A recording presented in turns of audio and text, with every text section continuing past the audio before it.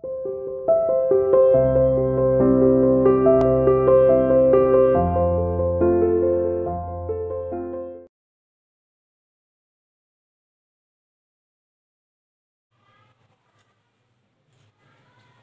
morning everyone.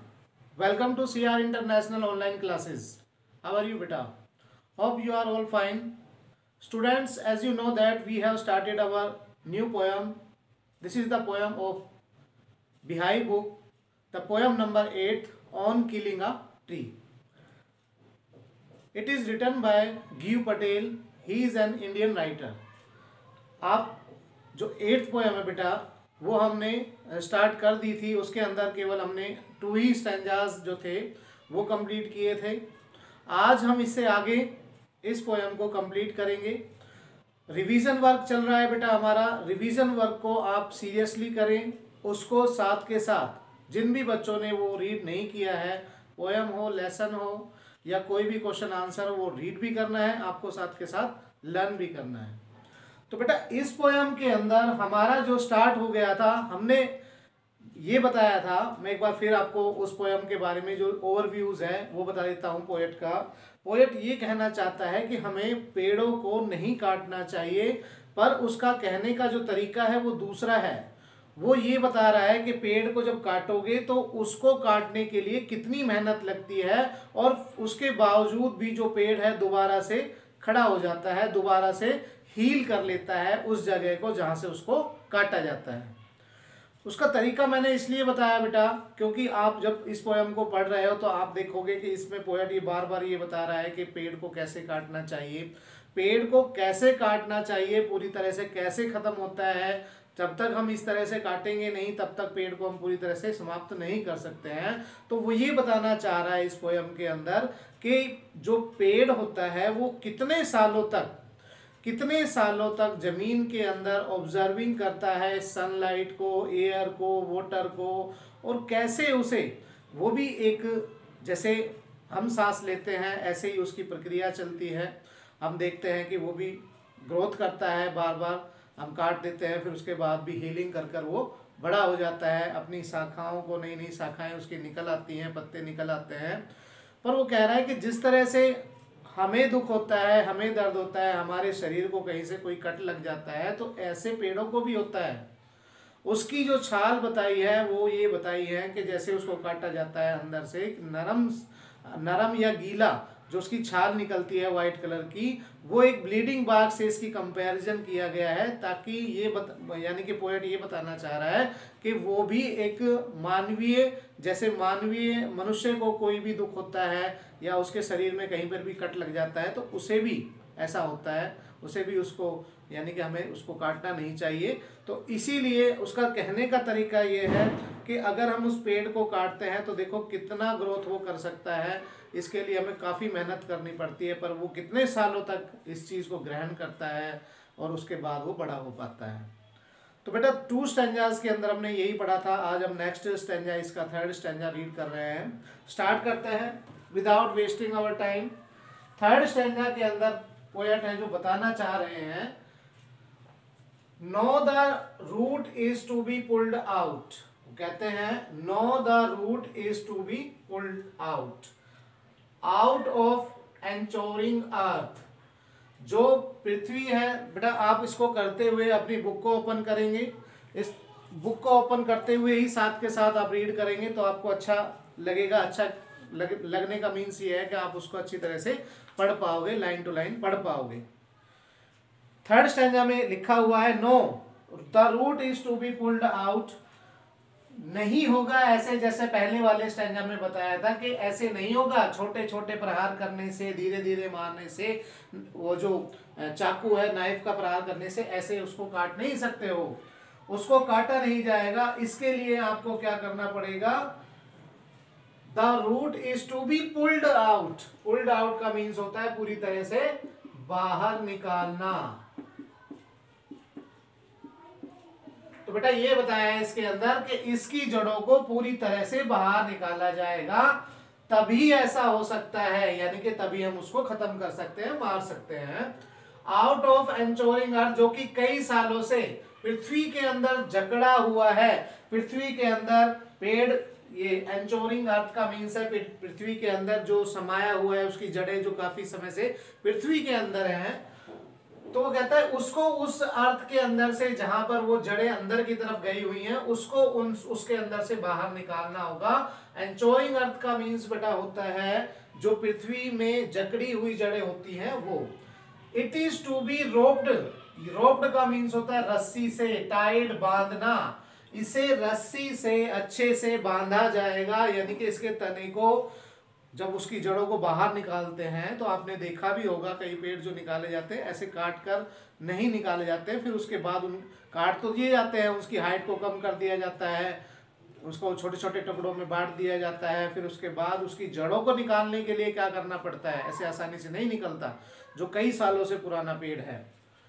अब वो कहता है it is to be roped tight, उसे पूरी तरह से रस्सी से बांधा जाएगा, एंड पुल्ड आउट, और फिर क्या किया जाएगा, फिर उसको बाहर निकाला जाएगा।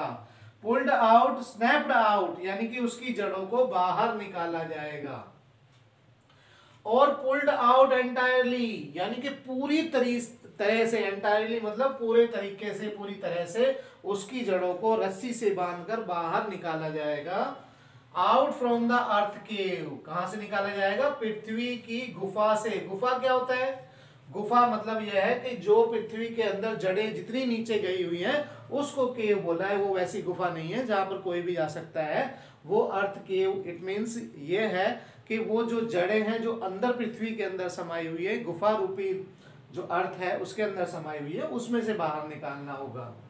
उसके बाद कहते हैं and the strength of the tree exposed, उसके बाद उस पेड़ की जो पावर होती है, जो स्ट्रेंथ होती है, स्ट्रेंथ का मतलब उसकी मजबूती का पता लगेगा। जितनी जड़ें गहरी होंगी, जितनी अंदर जड़ें जाएंगी, उससे पता लगेगा कि उसकी पावर कितनी थी, उसकी शक्ति कितनी थी। एक्सपोज्ड का मीन्स होता है बाहर आना, दिखाई देना, एक्सपोज दिखाई देना। तो ये एक्सपोज्ड होंगी और इसकी पावर को, इसकी शक्ति को, इसकी मजबूती का पता लगेगा उनकी जड़ों से। The source white and wet, अब यानी कि जो जड़ें निकली हैं, आपने भी कई बार देखा होगा कि जो पेड़ की जड़ें होती हैं उस टाइम पे जब निकलती हैं तो वाइट कलर की निकलती हैं। कुछ टाइम पर बाहर रख देते हैं तो सूरज की रोशनी, हवा, पानी जैसे लगता है, उसके बाद वो कैसी हो जाती है, ब्राउन हो जाती है, पड़े पड़े। उसके बाद उसकी जो वाइट और वेट गीली जड़ें हैं वो बाहर आएंगी। द मोस्ट सेंसिटिव हिडन, यानी कि ये ही उसका सबसे सेंसिटिव कोमल भाग होता है जो बाहर आएगा, जो कि पृथ्वी के अंदर छुपा हुआ होता है। For years inside the earth, और कई सालों से पृथ्वी के अंदर समाया हुआ, समाहित हुआ उसके अंदर, यानी कि काफी सालों से पृथ्वी के अंदर जो जड़ें रहती हैं वो अब एकदम से सेंसिटिव रूप में, कोमल रूप में बाहर आ जाएंगी। उससे यानी कि जो जड़ें बाहर आएंगी उससे ही हमें पता लगेगा कि उसके अंदर जो जड़ें थी पृथ्वी के अंदर, उसके अंदर जो जड़ें थी उससे ही पता लगेगा कि जो पेड़ था जिसको हमने काटा है, जिसको काटा गया है, वो कितना मजबूत था। बेटा इस स्टैंजा के अंदर जो बताया गया है कि हमें पेड़ को निकालने के लिए पूरा तरीका क्या अडॉप्ट करना है वो बताया गया है इसमें। उसके बाद क्या होता है वो स्टैंजा नंबर 4 में बताया गया है। क्या बताया गया है, देन द मैटर, यानी कि जो ये मैटर है जो हम कर रहे हैं, जिस चीज को हम करने के लिए जा रहे हैं, of scorching and choking. Choking का मीन्स होता है दम घुटना, गला रुंध जाना कह सकते हैं, पर यहाँ पर है दम घुटना। जब ये जड़ें बाहर आ जाएंगी तो ये समझ लेना कि इनका दम घुट गया है। ये कैसी हो गई हैं, इनका दम घुट गया है, यानी कि ये जड़ें, अब ये पेड़ जो है अपने सांस लेना उसने बंद कर दिया है और वो कैसा हो गया है, स्कॉर्चिंग हो गया है। स्कॉर्चिंग का मीन्स होता है बेटा जैसे धूप के अंदर झुलस जाना होता है, ब्राउन पड़ जाना होता है in the sun and air. अब वो कैसा हो जाएगा, उसका दम घुट जाएगा, यानी कि जो पेड़ की जड़ें हैं वो पेड़ की जड़ें जैसे बाहर आएंगी, वो पेड़ की जड़ें जब बाहर आती हैं तो उसकी स्ट्रेंथ का पता लगता है। वो वेट होती हैं, गीली होती हैं, वाइट कलर की होती हैं, पर जैसे ही ये मैटर सोल हो जाएगा, कब, यानी कि पेड़ पूरी तरह से कब बाहर आ जाएगा या कट जाएगा, जब इसकी जड़ों को बाहर निकाल कर, तब धूप के अंदर जब ये हवा में सूरज की रोशनी के अंदर जब ये रहेगा तो इसका दम घुट जाएगा और इसकी जो जड़ें हैं वो कैसी हो जाएंगी, स्कॉर्चिंग हो जाएंगी सूरज की रोशनी से, हवा से, ब्राउनिंग हो जाएंगी। कैसी हो जाएंगी, ब्राउनिंग हो जाएंगी, ब्राउन कलर की हो जाएंगी। आपने देखा भी होगा जो इसका पार्ट होता है कैसा हो जाता है, हार्ड हो जाएंगी, कठोर हो जाएंगी, ब्राउनिंग हो जाएंगी, ट्विस्टिंग हो जाएंगी, मुड़ जाएंगी। कैसी हो जाएंगी, मुड़ जाएंगी, ट्विस्टिंग हो जाएंगी। और विदरिंग का मीन्स होता है मुरझाना, और मुरझाने लगेंगी, मुरझाने लगेंगी। वो जैसे हवा और जो सूरज है उसकी रोशनी से कैसी हो जाएंगी, मुड़ने लगेंगी, मुरझाने लगेंगी। And then it is done. और उसके बाद वो कहते हैं, जो पोएट है वो कहते हैं कि तब जाके कहीं ऐसा होगा कि पेड़ को काटा जाएगा और उस पेड़ को पूरी तरह से मार दिया जाएगा, उसको पूरी तरह से काट दिया जाएगा। तब मानकर चलना हमने पेड़ को काट दिया है, जो कि कितनी लंबी प्रोसेस के द्वारा बड़ा होता है, कैसे कैसे वो पानी को, हवा को ग्रहण करता है। तो बेटा इन दोनों स्टैंजा के अंदर यही बताया कि कैसे हम पूरी तरह से उस पेड़ को बाहर निकाल सकते हैं, उसको मार सकते हैं। तो वैसे पोएट ये मैसेज देना चाहता है कि पेड़ जो होते हैं वो हमारे लिए बहुत इंपॉर्टेंस रखते हैं। उनको काटने का मतलब है किसी की हत्या करना। अब उस हत्या करने का मतलब यह है कि भाई हमने किसी को मार दिया है, और वो पेड़ फिर उसका मैसेज मैंने बताया स्टार्टिंग के अंदर ही, उसका जो कहने का स्वरूप है, उसका जो कहने का ढंग है वो दूसरे तरीके से है। वो ये कहना चाहता है कि कितना लंबा प्रोसेस होता है इस पेड़ को बढ़ने के लिए, और उसी तरह से दुख होता है, उसी तरह से ब्लीडिंग बार्क होती है, और जैसे हमें इस चीज़ का एहसास होता है ऐसे उन्हें भी होता है। तो बेटा ये दोनों स्टैंजास, और इससे दो पहले करवाए हुए हैं हमने, इससे पहले जो हमने कल वीडियो सेंड की है उसके अंदर आपने पढ़ लिया होगा, उसको रीड कर लिया होगा। बस वीडियो को वॉच करते रहें ताकि हमें भी ये लगता रहे कि बच्चे अच्छे से सीख रहे हैं। और जब भी आपका टेस्ट होता है, ऑनलाइन क्लास होती है, अपना रेस्पॉन्स पॉजिटिव उसमें दें, ताकि रियल में हमें लगे हमने जो मेहनत की है वो हाँ वसूल हो गई है हमारी मेहनत। बिल्कुल बेटा।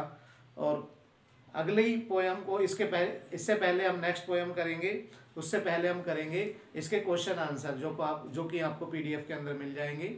अच्छे से आप उनको फेयर नोटबुक में जिन्होंने नहीं लिख रखे हैं अब तक भी, वो उनको लिखेंगे बेटा, और लिखने के बाद उनको लर्न भी करेंगे जब भी ये आपकी पीडीएफ सेंड की जाएगी। मिलते हैं नेक्स्ट वीडियो में अगले टॉपिक के साथ। तब तक के लिए बेटा गुड बाय।